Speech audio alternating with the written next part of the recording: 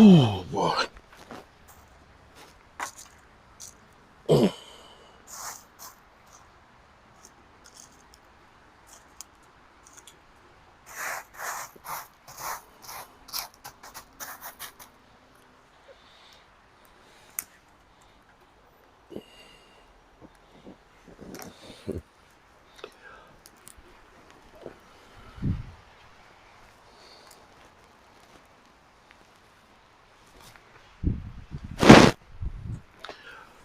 Well, good evening, good people. Mark Holmes here. And as always, I want to say thank you all for watching, commenting, subscribing, and being part of the Jobu Sports Report. Without you guys, as well as you ladies, you know that this literally does not work. What you think? What you think? Look at this. Can you see it? Can you see it? Boom. Look at that. Okay, the back of it. Boom. Shout out to my wonderful bride who has gotten me my great draft shirts. She's making them for all of the gang as we get ready. 1 week from tomorrow, we are driving to Kansas City. Kansas City, here we come. That's right, we're going to Kansas City, and I cannot wait. Oh my goodness. You know, it's been hard out here. You know, as a Cowboy fan, you know we're never satisfied. No matter what happens, we're never satisfied. It was great because what we're going to be doing, and I need to get my man Game Time and Prime Time and stuff together on this as well. Just did a live stream. It's not my usual night and everything else. Hope I didn't encroach on anybody else's time.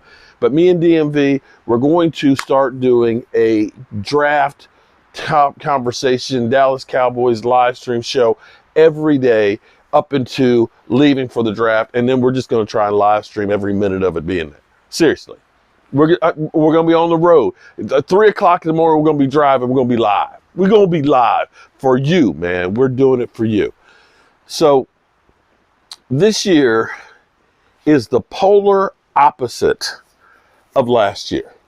Last year, we were getting rid of everybody. You almost felt like the Dallas Cowboys, okay, I tell you what the Dallas Cowboys were like, at least what it felt like last year.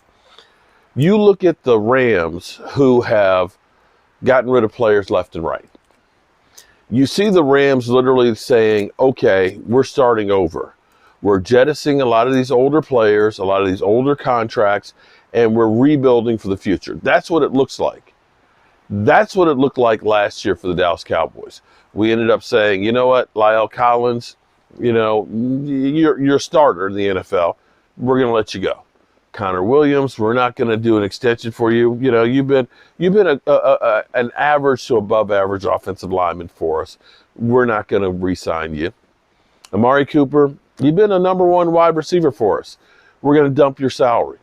Cedric Wilson, you're stepping up and you're beginning to look pretty good. We're not going to re-sign you. Randy Gregory, yeah, you were a really good pass rusher for us this year and an impact player, but you know what? We're going to El Paso you. We looked like we were a seller as far as a team goes, as opposed to a buyer. A buyer is a team like the Jets that say, you know, we've got good personnel. All we need is a good quarterback, and that's why we're trying to bring in Aaron Rodgers along with some other players that we feel like we've got an opportunity, as opposed to being the Rams that say we kind of have to start over or reload. So this year, we are the polar opposite. We have gone through. We've got Stephon Gilmore, who, you know, now is a second year away from the, was it Achilles? Where last year he got back on track and everything else, and you look and say, he's definitely better than Anthony Brown. You know, you look at Brandon Cooks, you know, I know Eastside Herald will say, well, he's not that great. Well, he's an improvement over Noah Brown, and I don't mean to throw Noah Brown under the bus, because Noah Brown was a good player for us, okay? He just was not a great player. If he's my fourth or fifth wide receiver, I'm good. But when he's your number two, we got to do better than that. And we've been able to, instead of letting players go, we've been able to keep key players on this roster, bringing back Hankins, you know, one technique guy that we traded for in the middle of the season. Bringing him back is going to help this defense. And now you look and you say the Cowboys have plugged a lot of holes, and they still actually have capital. The question is this, and I go back to Simus. Shout out to Simus, okay? You know, Simus and I had a thing there, you know, for years and stuff. But Simus is cool. I gotta get Simus back on the channel because Simus is about as real as it gets. But Simus said something when him and I broke bread, that he felt like the Joneses were looking at this year to be the year. That last year, which it felt like, was the get right year. Let's get the financial house in order. Let's go ahead and get ourselves in a position to get the coaches that we wanted.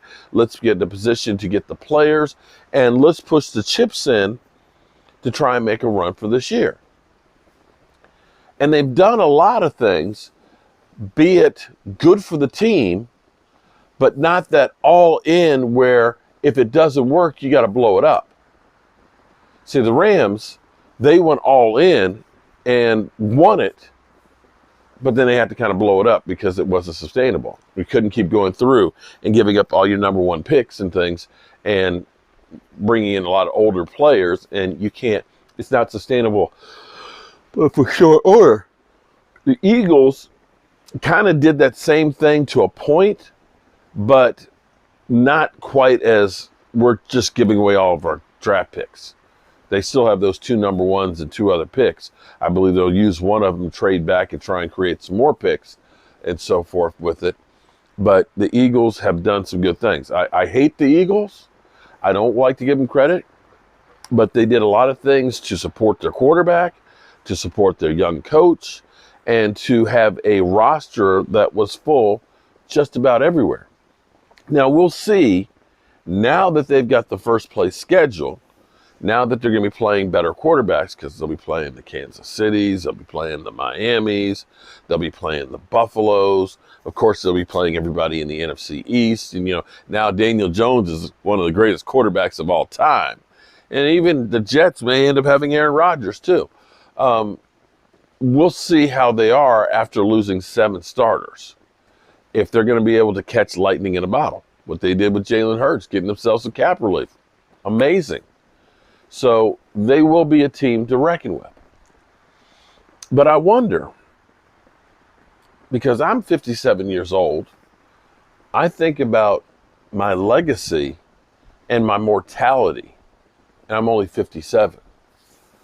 Jerry Jones, who's in his 80s, I guess really he doesn't have to worry about his legacy. He's already one of the richest owners in all of sports. He's got the wealthiest franchise. He's got a big-ass 330-foot-long yacht. He's got not 1 but 2 helicopters and so on. So I guess his legacy is cemented.